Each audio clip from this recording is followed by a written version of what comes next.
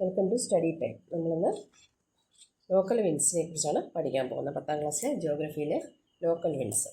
Local winds are winds formed as a result of local differences in temperature and pressure in different parts of the world. ലോകത്തിൻ്റെ വിവിധ ഭാഗങ്ങളിലുള്ള temperature വേരിയേഷനും താപനിലയിലുണ്ടാകുന്ന വ്യത്യാസവും മർദ്ദത്തിലുണ്ടാകുന്ന വ്യത്യാസവും മൂലം രൂപം കൊള്ളുന്ന കാറ്റുകളാണ്, അതാത് പ്രദേശത്ത് രൂപം കൊള്ളുന്ന കാറ്റുകളാണ് ലോക്കൽ വിൻസ് അല്ലെങ്കിൽ പ്രാദേശിക വാദങ്ങൾ എന്നാണ് മലയാളത്തിൽ പറയുന്നത്.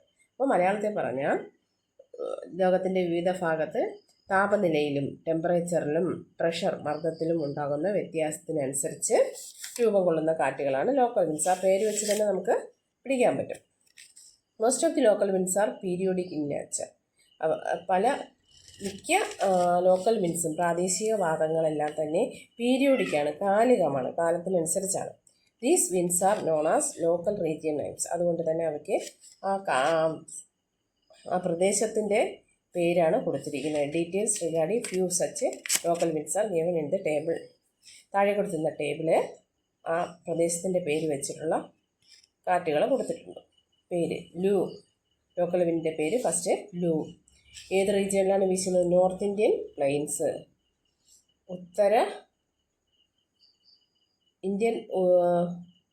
നോർത്ത് ഇന്ത്യൻ പ്ലെയിൻസിൽ ഉത്തര ഇന്ത്യൻ സമതലം, ഉത്തരേന്ത്യൻ സമതലങ്ങളിലാണ് വീശുന്നത്.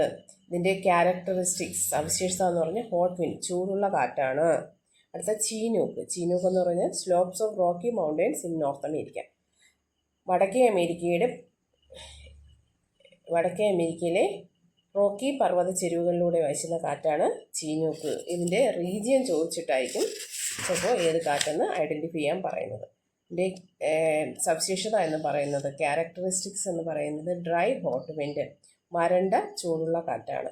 അടുത്ത ഫെൻ എന്ന കാറ്റ് slopes of Alps mountain in Europe.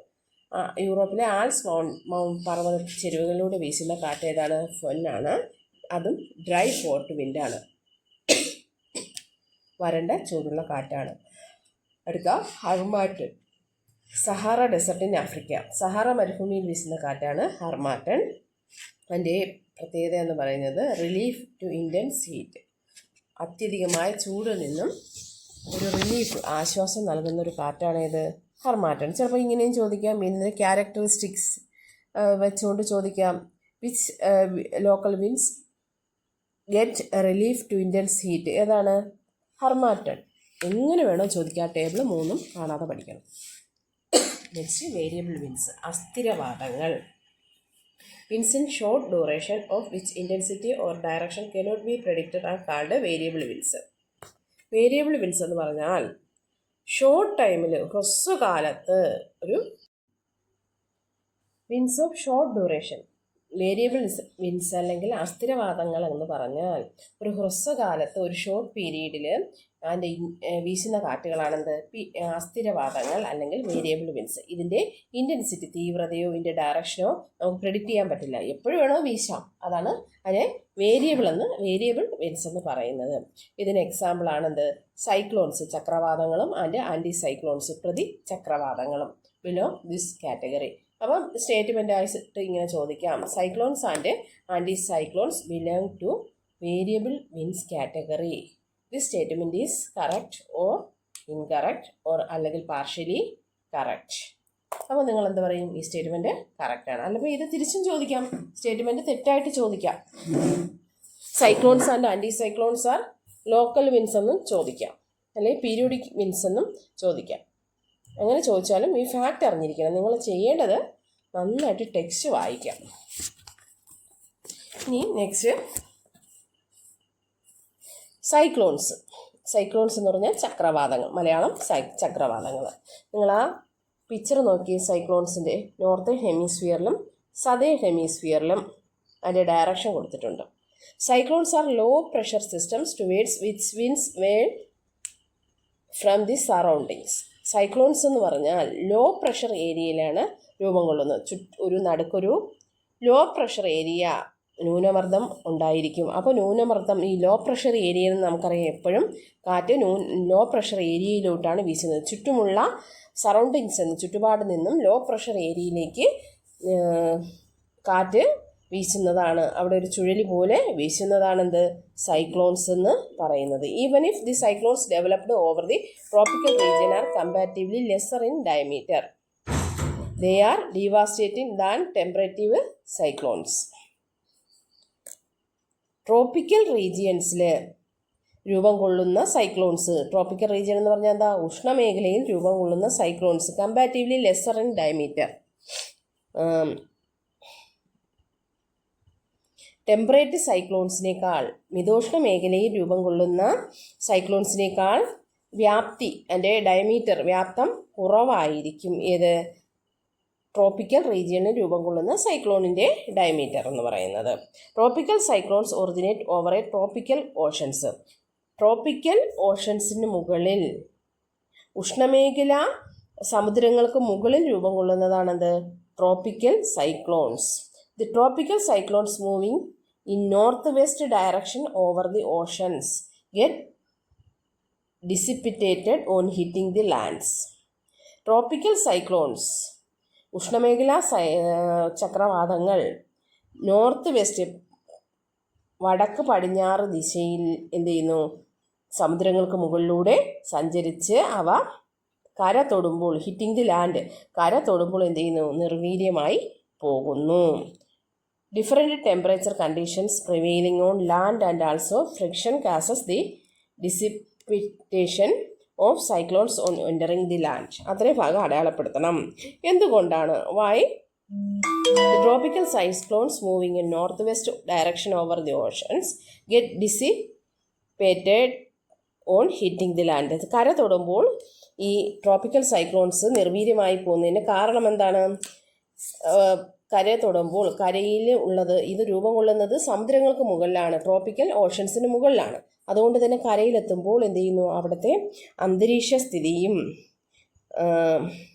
അവിടുത്തെ കർഷണവും എന്ത് ചെയ്യും, കൂടുതലായിരിക്കും. അന്തരീക്ഷ സ്ഥിതിയിലുണ്ടായ ഊഷ്മാവിലുള്ള വ്യത്യാസവും അവിടുത്തെ കർഷണം ആയതുകൊണ്ടാണ് സൈക്ലോൺസ് എന്ത് ചെയ്യുന്നു, കര തൊടുമ്പോൾ എന്ത് ചെയ്യുന്നു, ട്രോപ്പിക്കൽ സൈക്ലോൺസ് നിർവീര്യമായി പോകുന്നത്.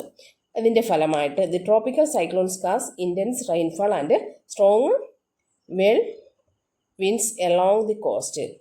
ഇതിൻ്റെ ഫലമായിട്ട് തീവ്രമായ മഴയും ശക്തമായ ചുഴലിക്കാറ്റും എന്ത് ചെയ്യുന്നു, തീരപ്രദേശങ്ങളിൽ വീശിയടിക്കുന്നു. They are known as different names in different parts of the world. ഇങ്ങനെ ഈ ട്രോപ്പിക്കൽ സൈക്ലോൺസിൻ്റെ ഫലമായിട്ട് തീരത്തടയുമ്പോൾ ഇത് നിർവീര്യമാകി പോകുന്നു. അതിൻ്റെ ഫലമായിട്ട് ശക്തമായ മഴയും ശക്തമായ ചുഴലിക്കാറ്റും വീശുന്നതിനെ പല പ്രദേശങ്ങളിലും പല പേരുകളിൽ അറിയപ്പെടുന്നു. അതിൻ്റെ പേരാണ് hurricane, typhoons, willies, tornado etcetera. അപ്പോൾ ട്രോപ്പിക്കൽ സൈക്ലോൺസിൻ്റെ പേരുകളാണെന്ത്, ഹരിക്കെയിൻസ്, ടൈഫൂൺസ്, വില്ലീസ്, ടൊർണാഡോ. ഇത് ഓരോ രാജ്യങ്ങളിലും ഓരോ പേരാണ്. ഇനി അടുത്ത നമുക്ക് നോക്കേണ്ടത് temperate cyclones are formed in temperate regions where warm and cold air masses meet. Temperate cyclones, മിതോഷ്ണ മേഖലാ സൈക്ലോൺസ്, ചക്രവാതങ്ങൾ രൂപപ്പെടുന്നത് ടെമ്പറേറ്റ് റീജിയൻസിൽ, മിതോഷ്ണ മേഖലാ പ്രദേശങ്ങളിലാണ്. അവിടെ എന്തുണ്ട്, ചൂടുകാറ്റും തണുത്ത കാറ്റും കൂടെ ചെന്ന് മുട്ടുന്ന സ്ഥലത്ത് വന്ന് ചേരുന്ന സ്ഥലത്താണെന്ത്, ടെമ്പറേറ്റ് സൈക്ലോൺസ് രൂപം കൊള്ളുന്നത്.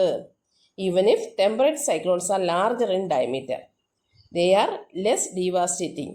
അവ ഡയമീറ്റർ വ്യാപ്തിയിൽ വലുതാണെങ്കിലും അവ അധികം വിനാശകാരികളല്ല. Unlike the tropical cyclones, these low pressure systems can move over land also. ഇവ ട്രോപ്പിക്കൽ സൈക്ലോൺസ് ഉഷ്ണമേഖല ചക്രവാതങ്ങളെ പോലെ കരയിലെത്തുമ്പോൾ എന്ത് ചെയ്യുന്നില്ല, നിർവീര്യമായി പോകുന്നില്ല.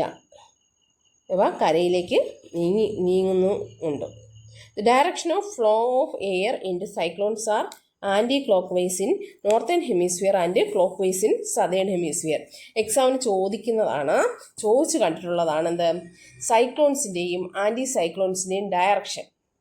അത് നിങ്ങൾ മറന്നു പോകാതെ പഠിക്കണം. അത് ഒറ്റ ഒരു കാര്യം മാത്രം നിങ്ങൾ പഠിച്ചാൽ മതി. നമുക്ക് ആദ്യം പഠിക്കേണ്ടത് സൈക്ലോൺസിൻ്റെ ഡയറക്ഷനാണ്. സൈക്ലോൺസ് നോർത്തേൺ ഹെമിസ്ഫിയറിൽ ആൻറ്റി ക്ലോക്ക് വൈസിലാണ്. എതിർ ഘടികാര ദിശയിലും സതേൺ ഹെമിസ്ഫിയറിൽ ക്ലോക്ക് വൈസിലുമാണ് സഞ്ചരിക്കുന്നത്. അപ്പം നമുക്കിതിനൊരു കോഡ് പോലെ ഓർത്തിരിക്കാം. ഇത് പഠിച്ചിരുന്നാൽ മറ്റത് കിട്ടും. ആൻറ്റി സൈക്ലോൺസിൻ്റെ നേരെ വിപരീതം. എന്ത് ചെയ്യണം നിങ്ങൾ? ആദ്യം നമുക്ക് സതേൺ ഹെമിസ്ഫിയറിൽ സൈക്ലോൺസിൻ്റെ ഡയറക്ഷൻ നോക്കാം. സതേൺ ഹെമിസ്ഫിയറിൽ ക്ലോക്ക് വൈസ് ആണ്. സൈക്ലോണിൻ്റെ ആദ്യത്തെ ലെറ്റർ എന്താ? സി ആണ്. ക്ലോക്ക് വൈസിൻ്റെ ആദ്യത്തെ ലെറ്റർ എന്താ? സി ആണ്. അപ്പോൾ സതേൺ ഹെമിസ്ഫിയർ ക്ലോക്ക് വൈസ് ആണ്. സൈക്ലോൺ ക്ലോക്ക് വൈസ് സതേൺ ഹെമിസ്ഫിയറിൽ. രണ്ടിൻ്റെ ആദ്യത്തെ ലെറ്റർ സി അല്ലേ? സൈക്ലോൺസ് സതേൺ ഹെമിസ്ഫിയറിൽ ക്ലോക്ക് വൈസ് ആണെങ്കിൽ നോർത്തേൺ ഹെമിസ്ഫിയറിൽ അതിൻ്റെ നേരെ ഓപ്പോസിറ്റ് എന്താ? Anti clock vice. അതുപോലെ തന്നെ ആൻറ്റി സൈക്ലോൺസ് ഇതിൻ്റെ നേരെ ഓപ്പോസിറ്റ്. അത് സതേൺ ഹെമിസ്ഫിയർ എടുക്കാം. സതേൺ ഹെമിസ്ഫിയറിൽ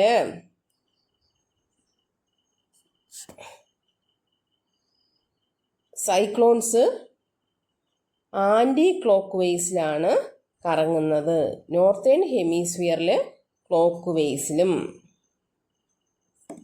ആൻറ്റി സൈക്ലോൺസ് ആൻറ്റി ക്ലോക്ക് വൈസിൽ സതേൺ ഹെമിസ്ഫിയറിലും. അതേ വേർഡ് തന്നെ സതേൺ ഹെമിസ്ഫിയറിൽ ആൻറ്റി, അത് തന്നെ ഇവിടെ റിപ്പീറ്റ് ചെയ്യുന്നുണ്ട്, ആൻറ്റി. അപ്പോൾ നമ്മൾ എക്സാമിന് ചോദിക്കുന്ന ഉറപ്പായിട്ടുള്ള ഒരു ക്വസ്റ്റ്യൻ ആണ് സൈക്ലോൺസിൻ്റെയും ആൻറ്റി സൈക്ലോൺസിൻ്റെയും ഡയറക്ഷൻ. അപ്പോൾ നമ്മൾ ആദ്യം എടുക്കേണ്ടത് സതേൺ ഹെമിസ്ഫിയറിലാണ്.